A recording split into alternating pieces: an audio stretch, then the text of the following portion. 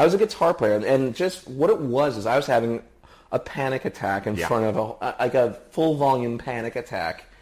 Like if you could have a panic attack and put it through magnetic pickups into a Marshall full stack, this is what it would sound like.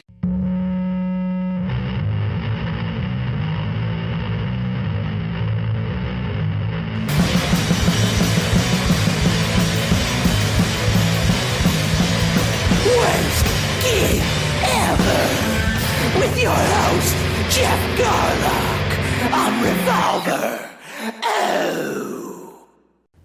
Oh, Brendon Small. Wow, I cannot believe this. This is Geoff Garlock. I am the host of Worst Gig Ever. This is the podcast where we talk to musicians and sometimes comedians, in this case, about how terrible it is to be an artist, how terrible it is to be a musician. Why are we wasting our time on this earth doing this stuff? Well, maybe Brendon Small has the answers here, and he does. This is an amazing interview. We're so happy to get him.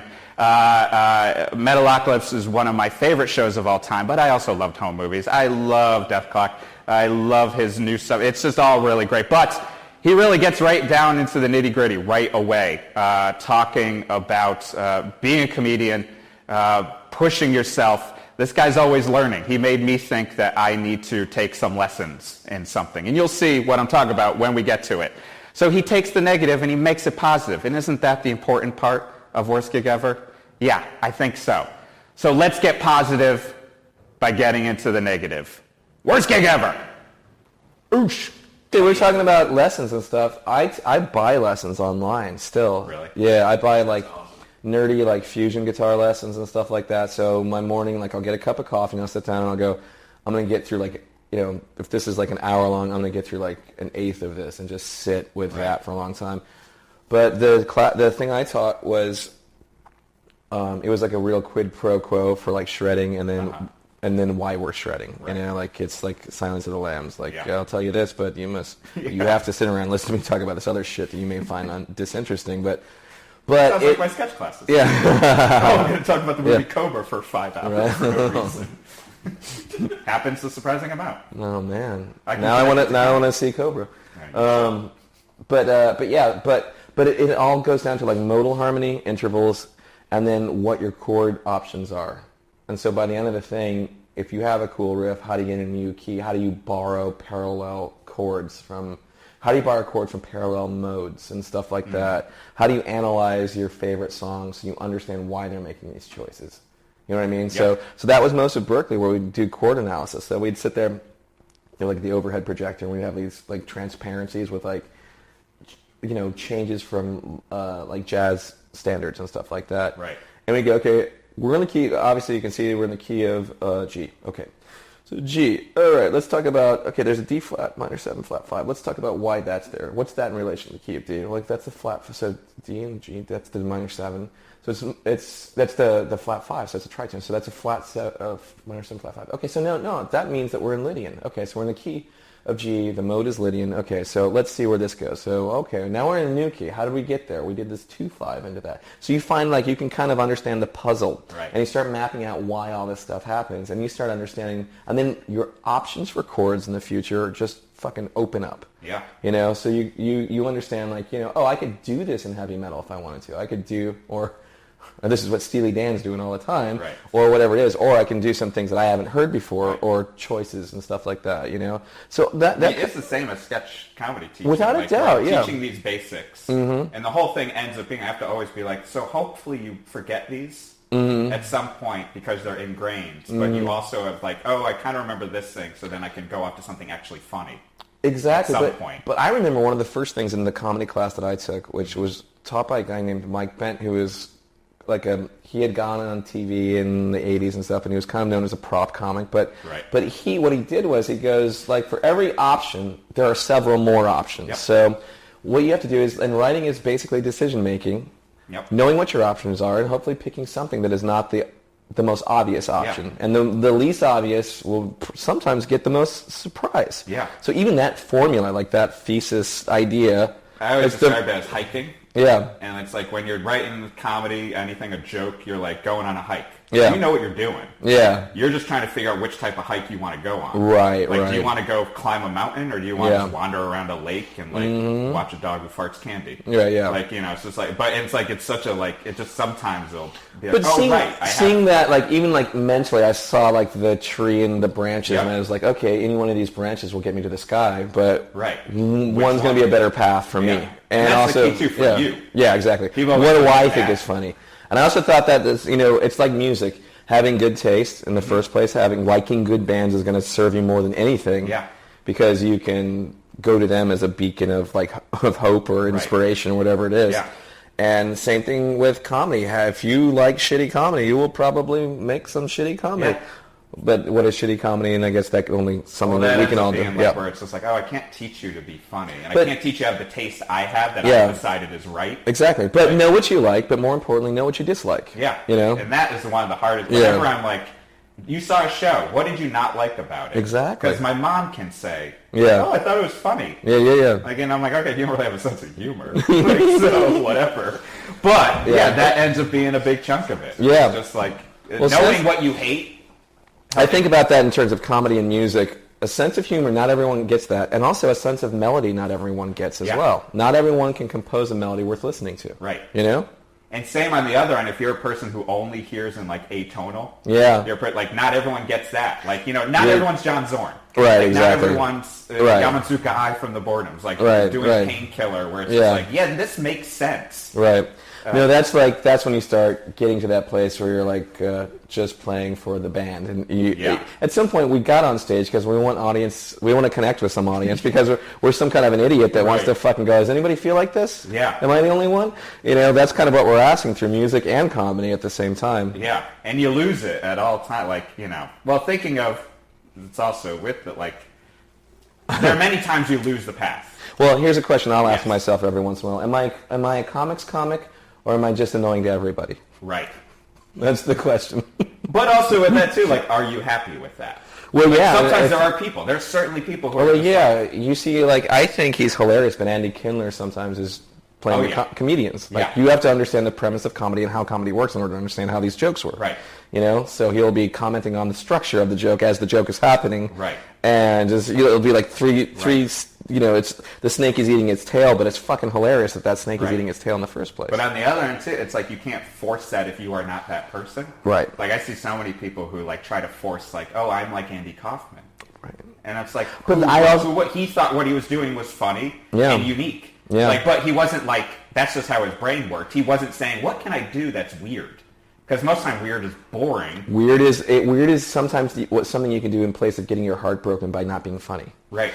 That's what I think. Right. And I know that a lot of us, when we start out, we do go the Andy Kaufman route, and we try to antagonize the audience in place of going, you know what, my heart is open, I'm actually interested in what I'm talking about, and I think this is actually funny. And that's where I sometimes think the best comedy truly lies, but it's really painful. It's a painful process to get there. Yeah. So you have to go like, I'm weird, fucking deal with it, motherfuckers. Check it out, here's my dick. Whatever it is, like, you know, drop the microphone, take a shit in a bucket, whatever it is that... Well, yeah, you definitely. Will remember you. That was that the funniest. I don't know that that's the funniest thing I've seen, but I will remember it. But that's I think too. Like that stuff isn't that interesting after a while. Because we've all seen at a certain point. I'm just like, oh yeah, you're the guy who's gonna fucking have a baby with a bloody dick. Yeah. I don't know. But cool. Gigi Allen covered a lot of this earlier. Yeah.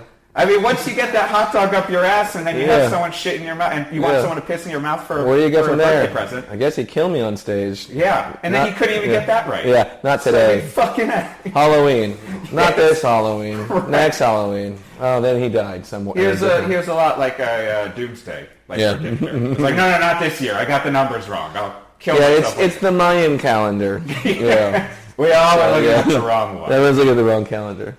So when you're thinking about, like, you know, a lot of this, we're already talking about the pathway. Yeah. We're talking about the path to how you get there with music. And how, like, on the path, like, what were some of those terrible shows, whatever they could be, that led you to learn a lesson or, you know, push through? Well, my whole origin story, like, you know, every comedian has to have some kind of, like, superhero villain story in order to get where they are.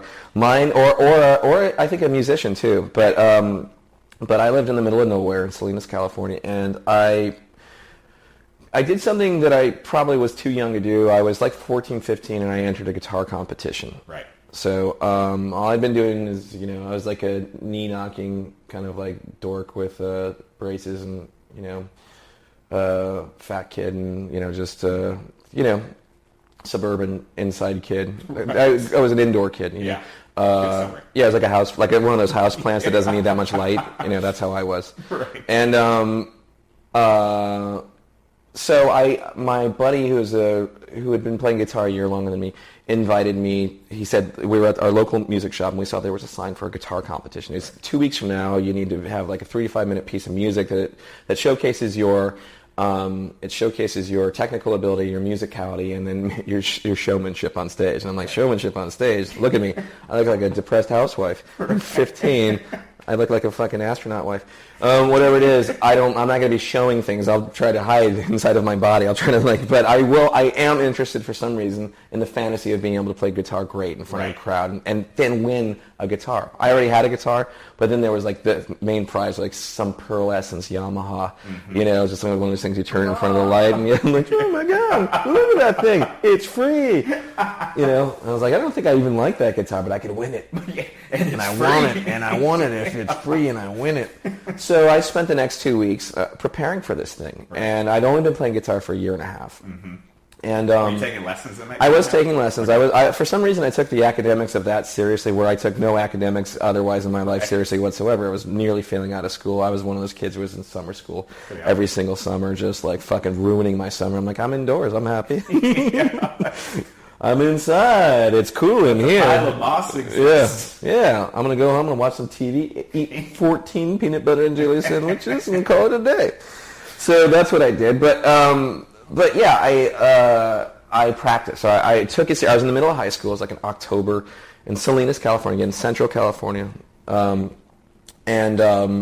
so I took it fair. I would wake up at like 5 o'clock in the morning and I'd practice, and I'd go to school, and then I'd take a nap, and then I'd practice until like 1 o'clock in the morning, and I'd wake up at 5 and I'd do the same thing for 2 weeks, and I was really taking it really seriously. Finally, the day of the show comes, and me and my buddy Renzo, who's still my good friend and the guy who got me excited about guitar and heavy metal and all that stuff in the first place, but I think he secretly talked me into being in this competition because he knew he wouldn't be in last place. If like be a ringer for something. Yeah, a ringer, like just put in a loser, like a fucking stupid loser that get him, he'll lose, he'll make us all look better because he's gonna lower the bar, So that's what I was, I think, to him, and I kind of knew it, and I think I was right. I really think, every once in a while you get a sense, and you're like, yes, this is precisely what happened. So I fantasized about it, and I took it seriously, and we got there, and I remember listening to the guitar players, and it sounded like they were all kind of choking because I was on the out. They made you wait outside of a bar. Right. So I'm 15 years old. I hadn't been in a bar yet, and it's like cigarette-filled shit kicker bar in Salinas, California, and I could hear what was happening on stage, and people were already kind of like just not doing well in guitar. And I could hear we were supposed to have an original piece, but I did hear someone quote the solo from Rosanna, like the Steve Lukather solo, and I was like, "Hey, wait a minute."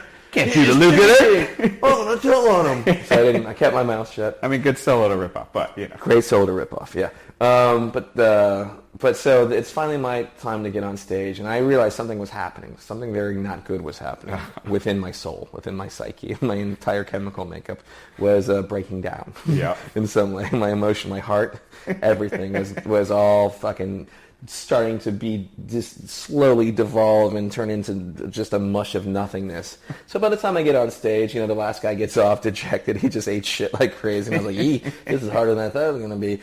I wonder how I'm going to be up there. And I started getting terrified.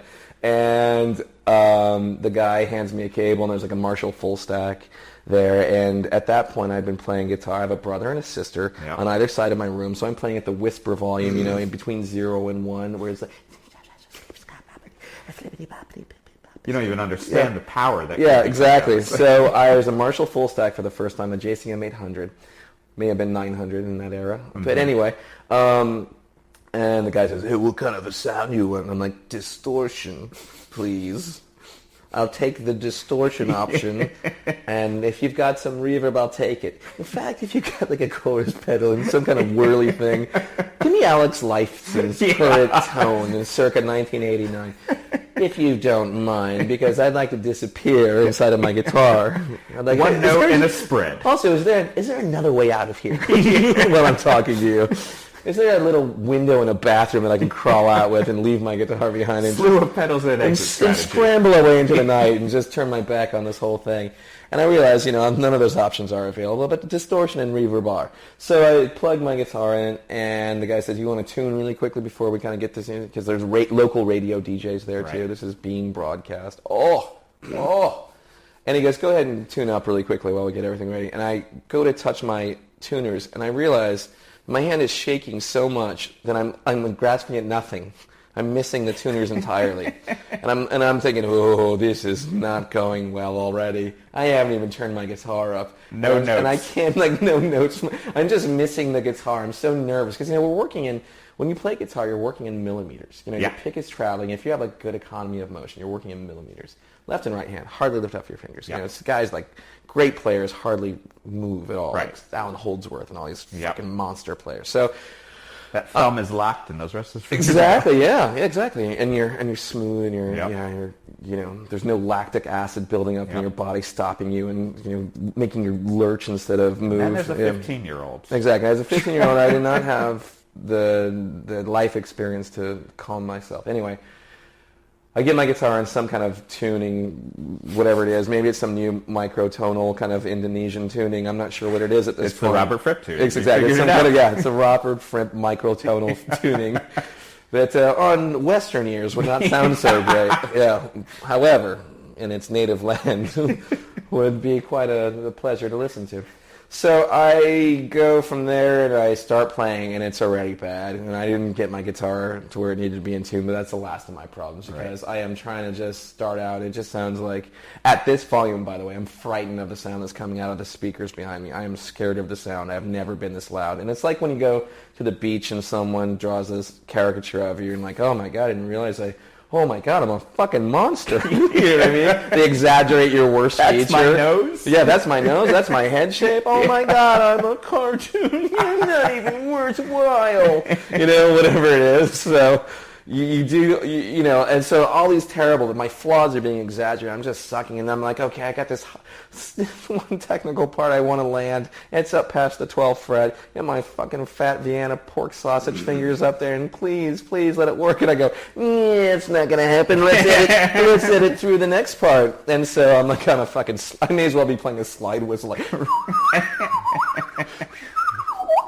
it just sounds like it sounds like the sound is of 6 individual cats being strangled to death. That's what it is. Like through the PA of the whole thing. And I'm watching these, I was talking about this earlier, but I'm watching everyone slowly avert their eyes. Right. Which I will come to recognize later on as I start comedy. Yep. And I end on just a sour note. And I get a smattering of shitty applause. And by the way, at this point, this is how I identified myself. I took this so seriously. You're a guitar player. I was a guitar player, and just what it was is I was having a panic attack in front of a full volume panic attack. Like if you could have a panic attack and put it through magnetic pickups into a Marshall full stack, this is what it would sound like. Which kind of sounds beautiful to me. But well, no, it's the human condition before it's the Schadenfreude. Like if you were my enemy, you'd be rejoicing in this moment, you know.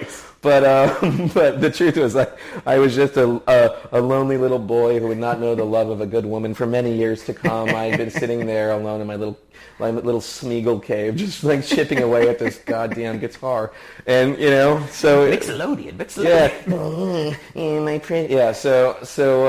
So there I am, and it's just the worst fucking moment I could possibly ever experience. At some point, my sister came. My parents said, "Can we come?" I'm like, "No.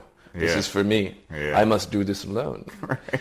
And my sister came, and my sister's a couple years older than me, and she had all these cheerleader friends. And I was like, "You, however, bring your friends. Bring them into my world. Tonight's the night that I will they will finally see me for who I am, and they did. And it wasn't the me that I was expecting to come out, but it was. At one point, I remember there's like a slow motion film, like a camera is pushing on me, slow motion. All the lights go away except for a spotlight. All the lights go away on her. The reverse angle of the camera is pushing on her, just watching me basically get into a car crash in front of her face, and she's like asking me, "What's happening?" And I'm answering, "I don't know."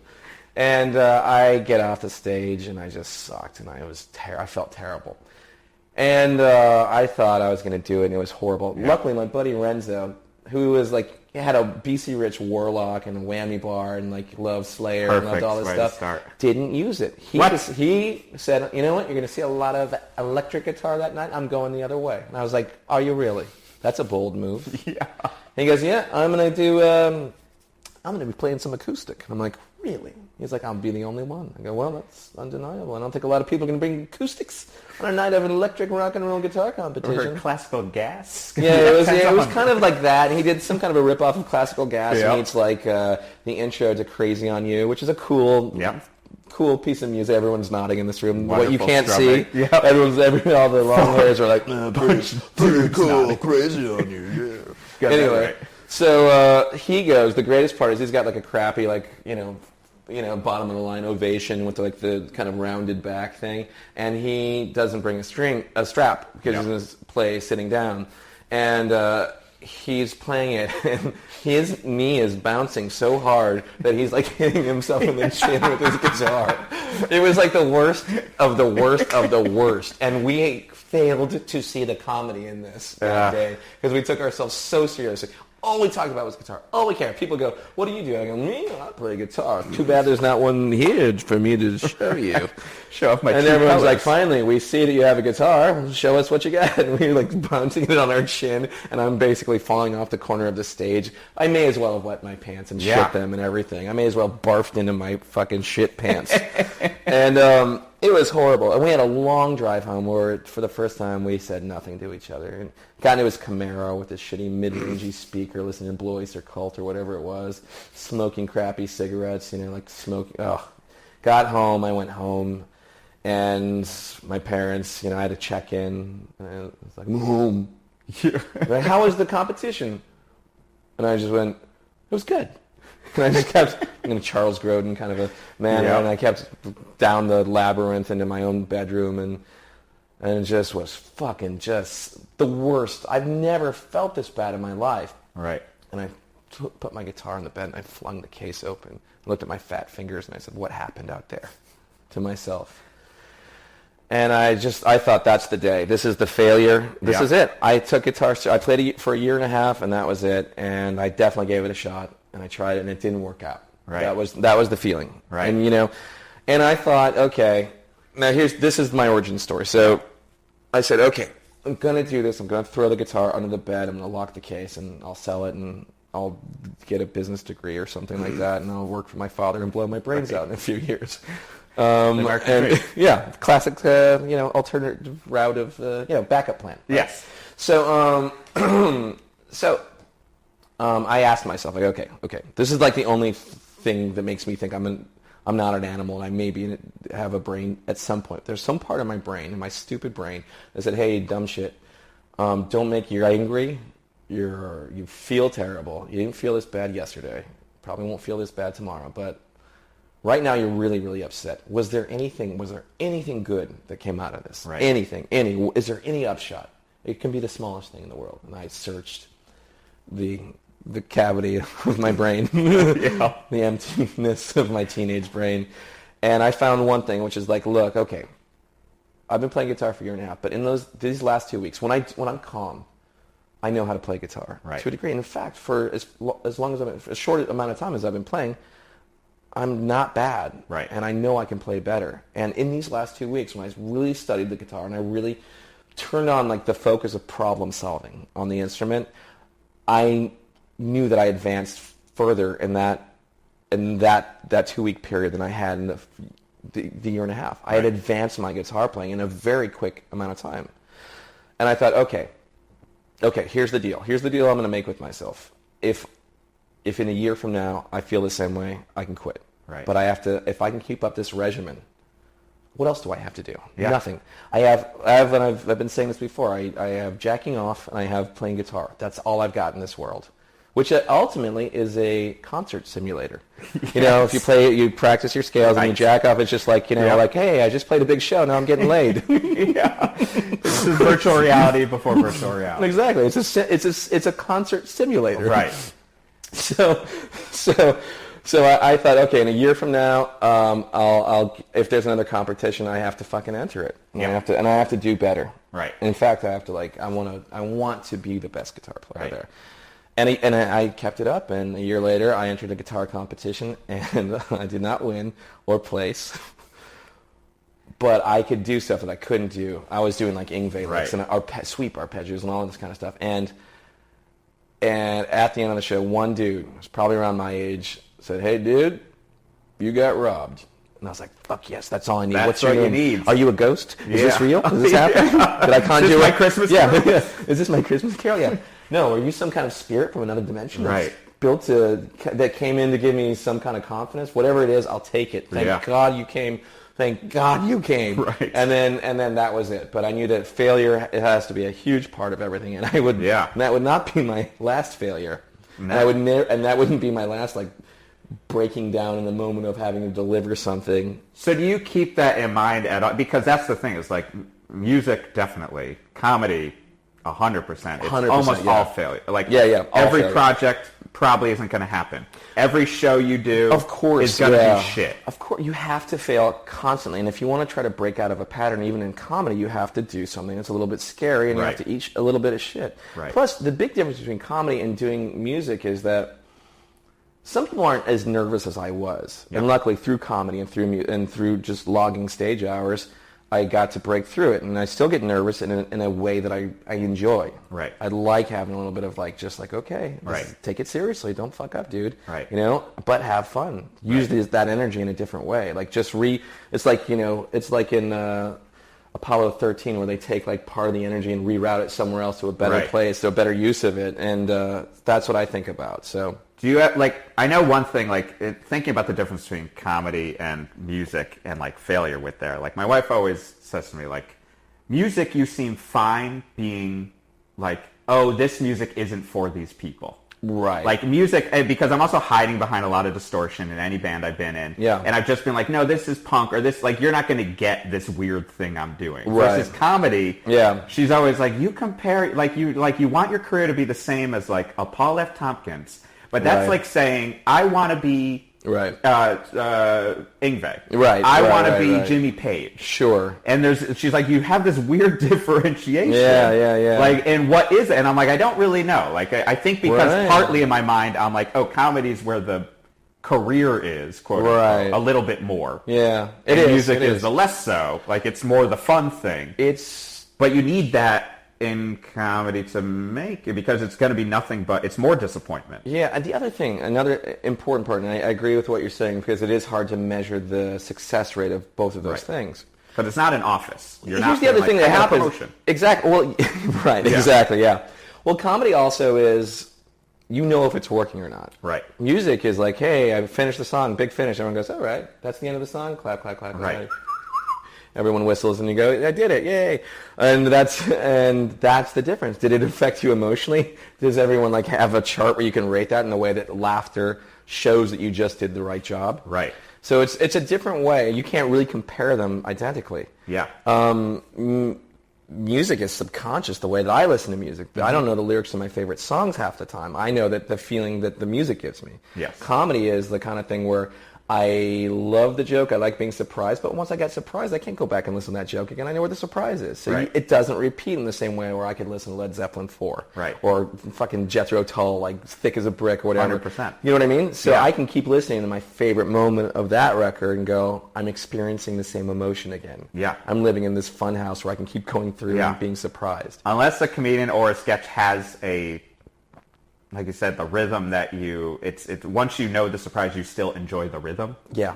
often there is. That's like, true. No, like, I listened to this comedy record. I never have to listen to it again. I will always say it's funny. Yeah, I mean, but I will go back because Sure. you're studying. There are certain ones that you're like, oh, this is still... But I'll watch my favorite comedies. I'll watch all my Albert Brooks movies over and over and over and over and over again. Right. I will keep watching those movies. I'll watch my favorite comedies also because I'm studying them.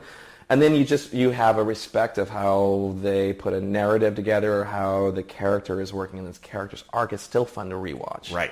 So stuff like that. The other thing I think is a huge difference between comedy and music is that guitar you can practice by yourself for a long time and get good. Yeah.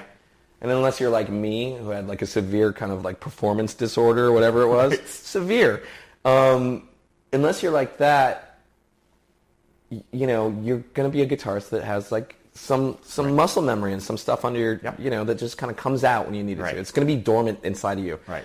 Comedy, you almost have to remember how you can do the sweep arpeggio. Yeah. Because you just do it. It's you like just Zach Wilde. Yeah. It's like, I don't think he knows how to squat. Do those pitch harmonics. He just does it. Point. Yeah. Exactly. He just does it. It's just he's learned French and he can speak in it without having to conjugate verbs, like mentally put it through the whole thing. You know? Fuck.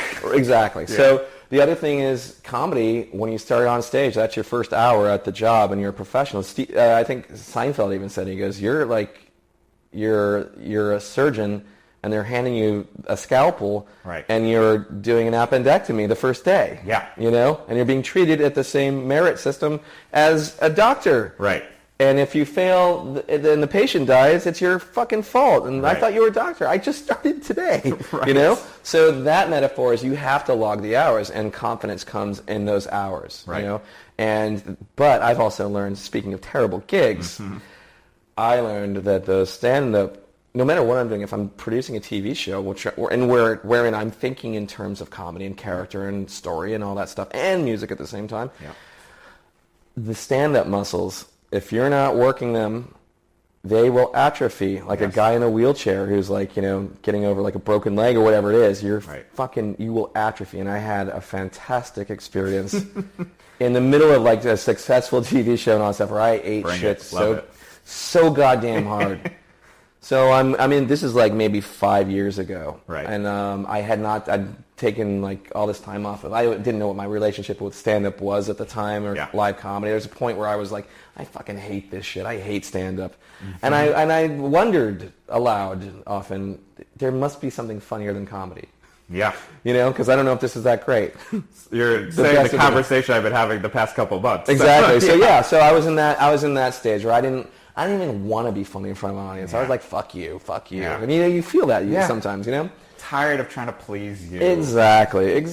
You do have those kind of conflicting feelings. So I was kind of feeling the pull of wanting to get back on stage. And I did a couple warm-up shows, but Eugene Merman, my ex-roommate and still good friend, said, hey, come and do a show in Brooklyn. And it's like a lot of people, but it's part of this festival, and it's like 250 people are going to be there. And I was like, okay, cool. So I was like, you know, and I had my old set that I could have just pulled out and done like 5 minutes of shit that I just knew that I worked. But I was experimenting, and I was also taking acting classes at the same time. Again, just to get my head, like try to learn something, try to be a better director, try to be a better, understand acting better, try to be a better actress director. And ultimately it was all great stuff that would totally make my bag of tricks bigger and more interesting. Yeah. But the key of acting is vulnerability, of accessing being a fucking human being, where comedy in some ways is being completely invulnerable. Oh, yeah. The illusion of confidence. Right. Loud or the quiet, subtle confidence. That's my favorite kind. 100%. But I had forgotten all these little tiny demarcation points that would ultimately put me into a pit of hell in front of an audience where Confident asshole is great for comedy. But like a vulnerable, like meek person who's rambling through a fucking story with no end for 25 minutes with not one joke in sight, and all you're hearing are people clear their throats, and no one's leaving. No one will even bother to heckle you. Everyone's just politely listening. I went through like 25 minutes of just shit that was kind of not worked out stuff. And and the audience was familiar with me. They're like, "Oh, movies," and I was like, and it was so fucking humiliating, and I couldn't get out of this. Like, I was in a flat spin, just fucking like I couldn't like correct the spin, like in Space Camp or whatever. Another part of the story. Flat spin. And the audience wasn't even, they were politely enduring me. Ugh. And I was just like flop sweating into the middle. And Which might be the worst. Like, I actually would prefer if they're just like not into it. I would prefer to get into a fight with the audience. But they were like, "We want you to succeed. We know it's not going to happen." Yeah. At the You're all winners. Yeah, it's not going to happen. It's the worst kind of bombing or again, the thing that I would come to know from the guitar competition to the juries at Berkeley, everyone's averting their eyes and looking at the floor because they cannot. Empathy truly does exist, and you'll find it on the stand-up stage. When people just do not, they are dying with me. So I am the object of their misery right now. Right. And that's what happens in a real bombing scenario. Mm-hmm. I am the manifestation of the worst moment they can possibly imagine. I am embodying all of this. Yeah. And I finally, like to the like I save an actual joke. They're like, that's a joke. They save an actual joke. We did it! Yeah, and I'm like, "Good night." And they're like, "Ooh. We all pay," and then I'm like, they paid $25 each, and I'm like, why did I give them the worst night of their lives? Why don't I just do like 3 minutes of jokes and just say hello, goodbye? Oh, but it turns out I have to fucking fail as hard as I possibly can to come out the other side, like the Shawshank Redemption. I have to travel through shit just like I did. That's part of my process. As miserable as it is, it turns out that's part of my process. I have to fail as hard as I possibly can. So I went backstage. And everyone's like, "Hey," like looking away from me, like, "Hey, how was your set?" I'm like, "You didn't hear the nothingness? You didn't hear the the white noise of nothing, just like people swallowing and breathing? That means I didn't do so good. All I heard was breathing." But they lived. Yes, they lived. And I went outside. I just had to like get out of that room, and I had to get the fuck out of that room and go outside and catch a breath of air. Right. There's some lady smoking a cigarette. She goes, "Oh, you." And I'm like, I don't know who you are. Yeah. I don't know, who the fuck are you? She goes, "That was uncomfortable," is what she said to me. And I'm like, "Madame, I know we don't know each other, and you feel that you know me well enough to say this, but I will assure you that I'm quite aware of how terrible that was." And I seriously endured that pain. I was like, I have to sit in this pain and figure out how to never be there again. Right. I have to go through rock bottom and start my whole fucking stand-up. I was comfortable goofing off, being in the moment and all that stuff. Right. But something happened. I was completely out of my element, and I had to build back from zero. So the muscles atrophy. Yeah. And if you don't, it's like going to a gym. You know, you get to a place where you're like, I'm lifting whatever. I can bench, this 250 pounds. I can do it. But if you come back, you might be able to bench 250 pounds for one rep, but you're going to be really, really sore afterwards. Yeah. You may rip some muscles, and you're going to probably have to go into some kind of therapy. It's one of the reasons I don't do stand-up specific, just because it does take, it takes a while. It takes so long, and in my brain, I'm like, I've already focused so much time on this part and this part and this part of life. And I do think, but it sounds like the difference here, because a lot of people, that is also why a lot of people quit. Yeah. Everything. Yeah. Quit music, it's too quit painful. everything. It's too painful. But you seem to be a lesson-oriented person. Maybe I am. And that seems to be the big difference, possibly. Yeah. Hearing all this is the fact that you went to Berkeley, the fact that you learned from that thing and weren't I'm going to put this guitar aside. No, instead you were I'm going to pick up a guitar lesson. I have to double pick it up now. Right. Yeah. I'm going to pick up acting lessons while I'm in the middle of this. I'm going to try, I'm going to force the issue. What, in some ways, it's a, who knows if there's maybe an answer, but how did you become, why are you a lesson person? If you were someone who didn't do well in school, like you said. I think I knew that everything that I wanted to do was on the other side of this blockade of me. It's everything is you versus yourself. Yeah. Everything in guitar, if you want to learn the guitar, every time you put a guitar in someone's hands, they'll tell you why they can't play a G chord, or why my fingers won't go over here and I can't get up to there. They'll say, I can't, I won't, I don't. Right. And you go, yeah, that's right. And that's how we are, for some reason. We're the stupidest animals in the world. We talk ourselves out of the best parts of our lives. for some reason. Right. So why the fuck do we do that? It's so stupid. So I have to realize that every single thing, from acting to directing to music to recording to making peace with a goddamn click track in the studio to all that stuff is me against myself. It's not the fucking click track's fault. The audience just came there to laugh and fucking... all they want to do is impress their date and go like, hey, wasn't that fun? Look, now back to me. I guess that's the weird part. It has nothing to do with the audience. It has to do with you and your perception of yourself in some way. I think that's the thing is like, it's almost figuring out like, how did you get enlightened to that? Just because that's a huge lesson that most people don't get. I don't know. When I teach people, I'm directing people for myself, there are times where I'm like, it took me so long to learn that lesson. Like at 39, I'm just putting it together. Right. And I have so many students, especially, who are just like, they can't wrap their brains around like that. This is going to suck. Yeah, most of it, all the time.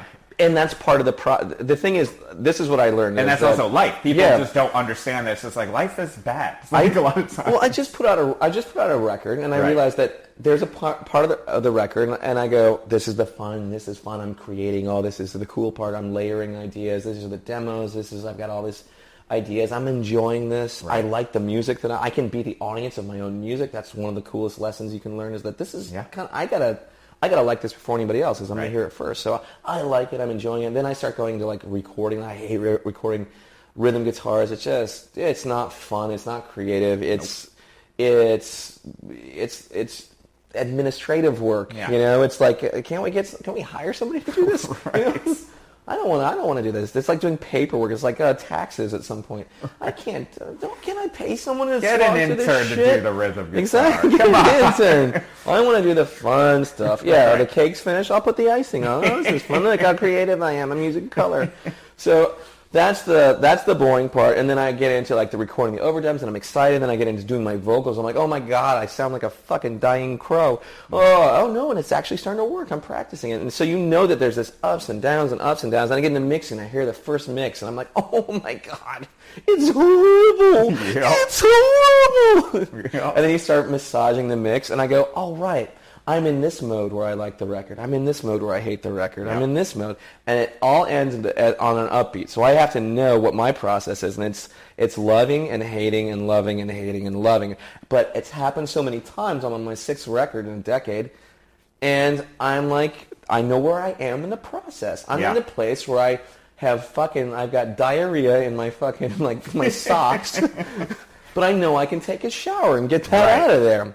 That's part of the process. How do you deal with it then when, because like, you know, there's a lot of this is solo endeavors. Yeah. You start getting anything, like you have other ways of living, other ways, when you're dealing with the other members, whoever you're working with. Well, yeah.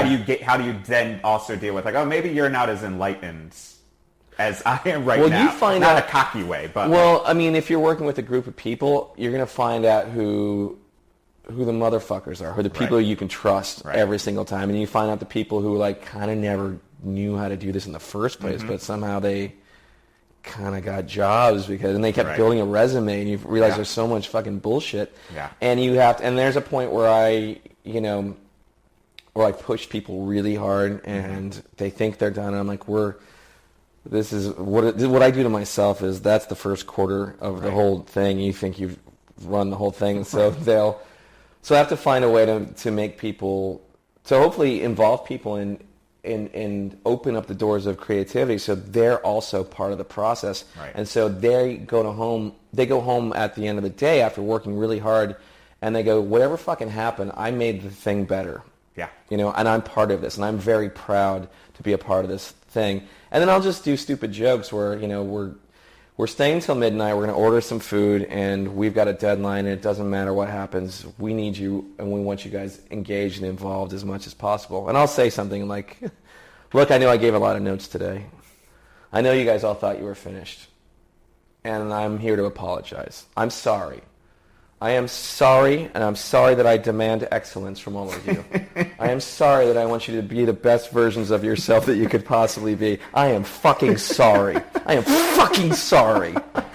So I'll use that, and it gets a big laugh. But asshole Friday Night Lights. It's that, but they also get it, and I'm kidding on the square to a degree. But I'm also, it's true. And I see people, and if I even give that speech, like, you know, I got better at being a showrunner as time went on, because I'd be quiet and I wouldn't go like, when people would give me an idea and I'd go, yeah, it's cool. Yeah. So I'd go, this isn't what I want. What else do you have? Let's just cut the bullshit and let's ultimately it doesn't serve the project. It doesn't like if serve you're a it director, if you're a times. showrunner, like it being meek, it doesn't help. It's not that you'd be a jerk. Like some people go the opposite. It's just completely just like way too flowery. Fuck this is bullshit. Or it's every idea is worthwhile spending hours on. It's not. It's like no, there's an in between there. And then now I know like the preamble if I'm running a room where I go, look, I'm going to say no more than I say yes. It doesn't mean I don't like you or I don't think you're funny. It just means that we have to have way more options than we need, and I just want to keep on doing this. And if we can get in the right place, we'll have a lot of fun at it. And I also realize a lot of just different, like working with people. I know that everyone, that at like the 45-minute mark of being in a room with fluorescent lights and like a bunch of mini Snickers bars and then fucking like people overtired and excited. Like the temperature's somewhat like this right now, which is like warm, muggy. The air conditioner's got to be off so we can talk to each other. But everyone starts getting tired. And then I go, okay, well, let's leave with a problem to solve. I'll see you guys in 15 minutes. Go to fucking Starbucks or 7-Eleven and let's figure this out. And who wants to walk with me and get like a coffee? Okay, come with me. Let's go hang out. And we'll take a walk and go, so what did you do this weekend? And they'll go, well, I went with... I know what he can do. What if he asked the question instead of her? So they'll solve the problem. You get your body up and moving around. You sit in a chair. It's just like acting class. And you get stuck just like you are, physically stuck. But if you get up and move around the 40-minute mark and divide up and have little incremental problems that you're trying to solve, then you'll get through the day and you'll go, I don't need to be here all day. I need to be here for 3 hours of hardcore, sleep-inducing hard thinking. Yeah, that's just also sitting behind fun. early on when I was writing, I would just be like, if I just sit behind the computer, I'm working. And then eventually I was like, wait, no, if I just have 2 hours that are committed to writing, good 2 hours. That's the better stuff. Because there's a lot of stuff you can do in music and in comedy where you do hardcore thinking, working, problem solving, and then you get to do something, again, like what I'd call administrative. Here's like something that doesn't need brain power. I just need to kind of get my muscles up warm enough and either recording or mixing that take a long time or just cleaning up or drum edits or whatever it is, stuff like that. That can be, I don't need major brain power because that's like just rinse and repeat style stuff. It's busy work, exactly. Yeah. So those are the kinds of things. And then hopefully challenging each other. Like, look, I'm going to challenge you. Here's the thing. Here's what I would ask how many people in the room. Be the person with the best idea. I dare you to try to beat them. Right. That's a great idea. They just came up with the best idea. Who can beat it? Right. And that's my job, too, is to come up with the first idea and go, everyone, it's your job to beat my idea with something cooler. Because sometimes you need that competitive... Well, it's fun, but comedians also respond to games. Yeah. So like an improv You're game essentially or just something doing like a bit backstage. Exactly. Where it's like we agreed upon this thing. I mean, it's just what comedy writing and... Exactly. It's just, we agreed that... Farts replace this word. Yes, no exactly. Like, right. How else so here's the logic. Everyone understands the logic, puzzle. But you also need to get away from it. Exactly. Like I remember once Inc. magazine reached out to me. I don't even know why they had me, just as a UCB person. Yeah. And they're like, what's your biggest writing tip? And I was like, take a shower. I was like, that's what I usually do. That's great. I was like, because I always had, like, I call it the Sprockema. I remember once, like, I couldn't remember the name of the dog in Fraggle Rock for years. And I refused to look it up. And then I was in the shower once, and all of a sudden I was like, Sprocket! Sprocket! Like, and because that's what happens. It's the same with ideas. Like, it happened to me today. I have like a whole nuts to crack folder, and anything I don't know what to do with, it just goes over there, and most of it's garbage, but sometimes you're like, oh, that thing. I did the exact same thing today. I was trying to remember a scene from a movie where a guy was explaining something like, the money that keeps the lights on in this room, the money that pays for the clothes that you wear, the money comes from this bad thing. Like, basically, I was like, oh, that's a speech that happens in a movie, and it's a great moment in a movie. And I got to admit, it feels like it's a mob movie or something. I can't remember. Oh, it's such an eloquent speech. It's so great. God damn it. God damn it. And I'm like, two people are, lunch with me going, I don't know what to do with this information. I'm sorry. And I'm like, I got to go to the bathroom. I went to the bathroom, and the second I got in the bathroom, I'm like, the verdict, and it's the James Mason speech that he gives to Charlotte Rampling and it's, by the way, one of the best movies in the world. But you have to leave and get up, and the truth is, it's the version of taking a shower, but taking a shower with your dick into a urinal. Yeah, 100%. Give the urinal a pee shower. I will Who's say up with for the it? Yeah. shower, I heard Sorkin has like a requisite that he needs to have a shower wherever he is. Oh, that's and he's funny. like a 5 shower a day guy. There's a lot of water being Yeah, wasted. just wasting Sorkin's water. body, yeah. Well, thinking about show running things, because, on something like Metalocalypse, you brought in a lot of metal musicians. Right. One, most of them have never done this thing. Right, you're asking them to yeah. do. Two, most of them are all hilarious dudes, but also metal is known for being fucking humorless.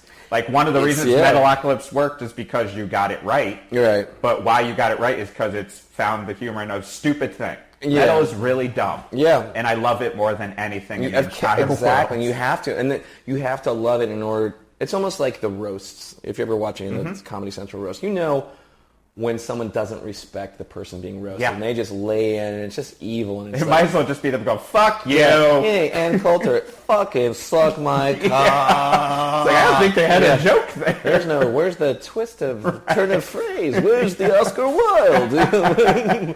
But yeah. So, but when you see two people that love each other, that fuck with each other mercilessly, it's like the most intimate relationship you can possibly have. Right. I roasted a friend of mine, Ron Lynch. He was an amazing comedian.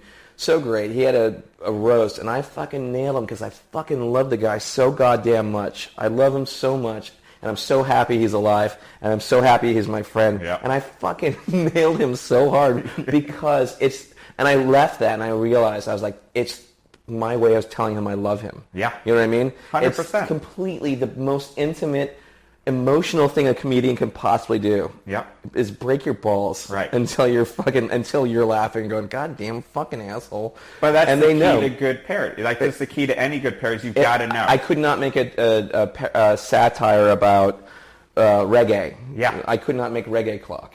Right. Reggaeocalypse. It would not work because I don't have a passion for it. Whenever I'm talking about satire and parody, I'm always just like, you all can do the Harry Potter thing. Yeah. But I won't know. I only know Harry Potter from reading what you've I written. didn't read it and get inside of it. Because I don't care. But I shouldn't be doing it. Yeah. It's the same as anyone who wrote like hip hop sketches at some point. Oh, yeah. Everyone is like hip hop. Unless it's Bob Odenkirk, and it's very funny when he does it. Rap. But like that was always the key. Like I'll always bring up Metalocalypse because like it's written the same with Spinal Tap. It's written by people who like what they are talking about. The joke isn't on metal. The joke is on and this is part of how I thought of it, is that I was so pissed off about the fact that writers were kind of not getting jobs or losing jobs to reality TV, which is like kind of a production. I mean, there is a lot of craftsmanship, obviously, that goes into making those shows, but it wasn't written, it wasn't comedy, it wasn't what I cared about. It was just it was everywhere, and I was like, this is taking the place of scripted stuff. And I was like, I hate reality TV, and I hate that we're focusing all of our, look where we are now, inept fucking stars that can't fucking open doors by themselves or know what day it is or how to get out of a fucking room. And I thought, what if I took all that and put it inside of a metal band, something I do love? What if the Kardashians were a metal band? What if it's and ultimately it's a family show. There's a father, there's a mother, and there's a baby sister, So there's all that stuff inside of this. So it's got the Larry Sanders element. It's the characters all searching for love within a family. Well, yeah, and then Larry Sanders nailed it more than anybody. I just rewatched the whole thing. Gary Shandling, goddamn, I've of just all the started deaths, the cycle again. I know that was one of all the deaths, that was the one that hurt the most. Yeah, because I knew he had so much more inside of him to give. David Bowie, he put his last record out. Prince, we're going to hear 800 songs as we keep on living. Gary Shandling, I knew he was sneaking around doing stand-up every once in a while. I know. And what would have come next would have been mind-blowing. God. Well, we're lucky we had what we did of him. And fucking, he had Gary Shandling's show and Larry Sanders. The fact that both of them are genre-changing. Oh, my God. Shows. So fucking above and beyond. It didn't have to be that great. The fact that, were we talking about that the other day, Paul? I don't remember who it was, but I was talking to somebody, and they said just the fact that he walked in front of the set to get to the other set. He goes, I'm going to go this faster. Fuck this. I'm going to walk in front of this set. And the It's Gary Shandling show broke the fourth wall. But, again, it's all Jack Benny and it's all that stuff. So but Metalocalypse has that in it. Like, there's a little bit, it's about guys who can't fucking get past their egos to tell each other that they love them. Right. And that's the huge arc from selfish to selfless, and that's the idea. So, and And it's a workplace comedy, and it's because they have to be creative together and they have to make this stuff, and there's a hierarchy in the band, like it or not. Yeah. I'm sorry, I know you play bass, but no, it's the way it is. in metal, that's why I switched to guitar for our band. There you go. Gotta start creating more rules. Yeah, exactly. But yeah, so that was the notion behind all that stuff. Is you have to. So how did you deal with you might not have had, and you don't have to name any names, but going in with guest stars who are metal musicians who probably have never done anything necessarily funny, but also are sometimes humorless. Sure. Like, did you? Well, was it a hurdle sometimes to get over? I think I made a connection that I think was not too difficult of a connection to just imagine, which is that I think everybody would love to get fucking land a good joke and get laughs. Yeah. I think that's a secret that every human being would love to stand in front of a crowd and just have them laugh, and it's the feeling. I'm sure you've all played in front of tons of people. I got to do some big gigs and open up for Iron Maiden one time. I got to do all this stuff. But when you play in front of a room of 80 people and you get laughter coming, is nothing more powerful. There's nothing more powerful. I mean, because doing a show, it can be like dinner theater, bad dinner theater. Yep. Hit your marks, say the line the same way you said it last time. Yeah. But comedy's alive, and it's evolving, and you're bobbing and weaving with the audience, and you're creating a connection that did not exist in entertainment that can only exist at that moment, at that time. So I think everybody has some kind of, they wish that could happen. Sure. And I know that having met, it didn't take me long to figure out that everybody's on a tour bus. Everyone's, especially if you're like in Cannibal Corpse or something, and it's macabre, it's dark. We're talking about severed head stonings. We're talking about all kinds of fucked up shit that's happening. So intro to Fucked with a Knife is going to be fun.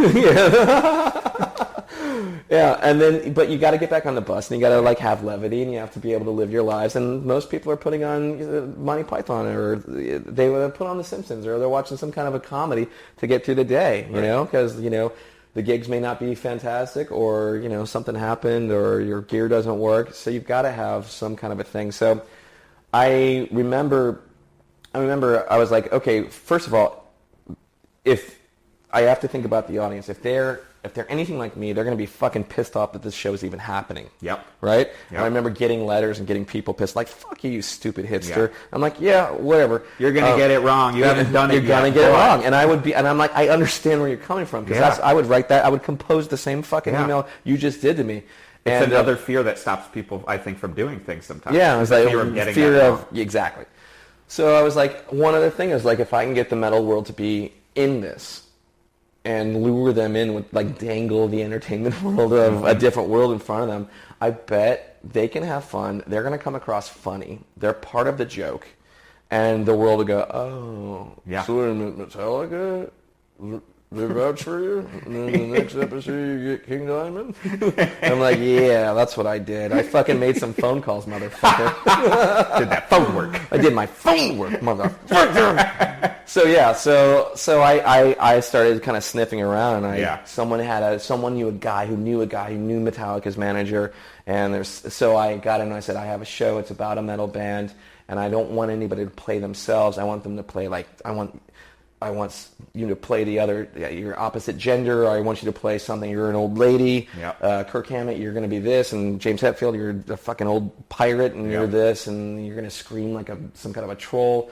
And I thought, that's interesting, and so we got Metallica on board, and so I could start going to shows, and I'd get backstage, and I'd go, George Corpse Grinder Fisher, I just got Metallica on a show. So then everyone was like, okay. So I'm like, hey, King Diamond, I got your number through Lars from Metallica. And so that started happening. So I was like, I got this guy, I got that guy, I got Enslaved, I got, the Norwegian. So, okay, we got Michael Amott from Arch Enemy, we got all these guys, and Angela Gissau at the time. And then, that's how it happened. Yeah. So I figured, and then I thought also we're going to make jokes that only metal people will understand. Right. So we'll just put them in the background. We'll just do all these things. Which is nice. You find that rhythm of here's the joke for the super fans. Right. And then here are the jokes that more people will get. And here are the jokes everyone will get. Ultimately, I have to set up characters that have some kind of kernel of actual humanity inside them, be they assholes or kind or whatever, that they have to relate to something that I've actually seen happen in the human condition. Which is what people forget about in all writing comedy, all all the time. comedy, yeah. And that's what I see being like, what does this have to do with the price of tea in China? How is this human or anything? Right. So what I do is a part of my technique through that show and other things that I am interested in is like, how do you build all this fucking stuff on top of that? But underneath it, you like inject, this is a human being inside of it. So you have all this crazy world or magic or whatever it is. How do you make it human underneath it and let that punch through and connect and also give them all somewhat kind of believable personalities? Yeah. If we have the best guitarist, like in the show, not really, but if we have the fastest guitarist alive, wouldn't it be funny to have the second fastest in the same band? How is that going to affect their? What if one of them's from Sweden? What if one of them's a little bit more elitist than the Norwegian guy? So yeah, how does that work? What is the bass player? Well, back in the '90s, he couldn't even hear the bass. Right. So what if we applied that to his personality? He's got something to fucking prove. He's going to be the loudest guy in the room constantly. Right. Which is all ways where you found like here's both the inside joke about what metal's about, but also connected to character. Exactly, that and the how does human that thing we all know? How does that work how does that work in creative relationships? So the funny thing that nobody really knows is that it was playing out inside of the actual show. Right. In the making of the show, we had a Toki, we had a fucking murder face, and a lot of people who were trying to basically try to take credit for the show and all kinds of stuff are like, yeah. Oh my God, we must just say that again. Say what you just said. And there'd be times where I would write stuff out, and it would show up on the show verbatim. Right. Fucking verbatim. That's the secret nobody knows is that the creative relationship is a sometimes tumultuous one. Oh my God. You know what I mean? Think about nonstop. Think about I think about even like bands that I love like Queen. They were all great writers. And they knew that if they got the single that really made the big hit, that's their publishing. They own that publishing for that. Yeah. So they're at war. It's a great, again, a healthy competition. Right. You have four of the best songwriters in the world competing to write the best song. Who wins? We do. You know. Right. So God bless you, fucking Lennon and McCartney. That's great. I'm glad you're fighting. I don't want you not fighting. I want you fighting. Yeah. You know. So we're going to get the best stuff when those guys are trying to top each other. But at the same time, it's going to be hard to be in a band with a guy you're fighting with. Yep. For just the top of the heap thing. Yeah. Yeah. And it's also that's the nice part too because it I think something that comes up with people thinking about generating new material all the time. Yeah. It's like the world's terrible. Yeah. And you'll always have new relationships that are rough. Yeah. Everything's going to deteriorate. So then you can just copy it verbatim for your script. Yeah, there you go, yeah. So that is some amazing stuff. Yeah. So just to wrap it up here, Sure. because we've hit every aspect I wanted to talk about. Final question we always ask. Yeah. What do you think of the word gig? Gig? Gig. I think it's you know what, now that you say that, it's funny that you bring that up. Because I think it's a stupid word, I think. Yeah. I think it's a dumb word. It sounds like a little shitty bug or something like that, you know? Gig. Anytime I say it, there's a little taste in my mouth. Yeah, it's like a bad aspirin-y taste. Right. Ugh. I feel very Guitar Center when I say gig. Gig. It does sound like the word that your parents may know, too. Are you gigging? Are you gigging around? You having a gig? I remember my mom learned the word. She called me when I was at music school, and she goes, I'm just calling to make sure everything's okay. I know it's getting colder. Do you have a jacket? I'm like, yeah, I got a jacket. Nice winter coat. Yeah, I've got a winter coat. I've got the same winter coat. She's like, well, how are your riffs? And I go, Mom, are your riffs doing okay? I remember I go, Mom, first thing, you don't know what you're talking about. You're out of your league. You don't know what you're talking about. You're crossed over into a path where it's going to be hard to get out of this. Don't fake intimacy with me. And first of all, you don't care about my riffs. Don't you try to fucking play in my emotional state of music learning. And yeah, so gig is one of those words that seems like your grandma would know, and it seems like, it's funny. There's got to be a better word. Is there not? There's no other word. Growing up, I went to shows. Yeah. If it was a concert, if it was at fucking the Garden, if it was at a local punk club, we went to a show. No one's ever like, got a great punk gig. It's or a jam too. What's worse, a gig or a jam? I know. Equally garbage. I know. There was a funny thing. I think we may have cut it out of an episode of Metalocalypse where their manager was like, "Oh, right." He's like, "Oh, you guys about to go on stage? So have a great jam." And Nathan explodes like, "Jam? We're not gonna go out there and see what happens. We're prepared musicians." So it was like something like that. And they just start going, fucking Jim. Jim, what do you think we're Dave Matthews? We're not get, what do you think is a drum circle? And like, okay, and just shit like that. Just like, all right, I understand I used the wrong word. Okay, I apologize, but have a good show, and I will jam. You know? The beauty is there's a lot of truth in there. It's totally like true. The amount of debates I have of yeah. like, oh, isn't this jam band just like a prog band? I'm like, whoa, hold on. There's no dicking around You are, with Genesis. yeah, you're about to cross the line that you're to wish you hadn't. Let's not compare fish to magma. I'm going to go crazy over here. Exactly, yeah. But it's funny. That's a word that I've kind of become numb to, and I probably use it more than I want to. And I remember the knee-jerk, it's just, maybe there's the G's, or it sounds like a jig, which is like, you know, a jig is a stupid dance. It looks like a guy going down the stairs. Yeah. You know, with their arms at their side. Yeah, I'm going down the stairs really fast. That's the problem. You start joking around, all of a sudden using gig normal. Now I start calling people brother nonstop. Yeah, hey, brother. Stop it. I now have said no worries. When I was like, I'm not going to say exactly. I'm not going to fucking say it. When someone says no worries, I'm like, I wasn't worried in the first place. What the fuck are you talking about? You know something I don't know? Hey, man, to that I say cabo wabo namaste, bro. Awesome. Hey, man, all I can say is hang loose, brother. Yeah. That's how I live. Happy. Yeah. All right. Awesome. Love it. Done. Perfect. Hey. Yeah, man. Fuck. Let's get the air conditioning back on. Yeah, please. First order of business. Yeah, there we go.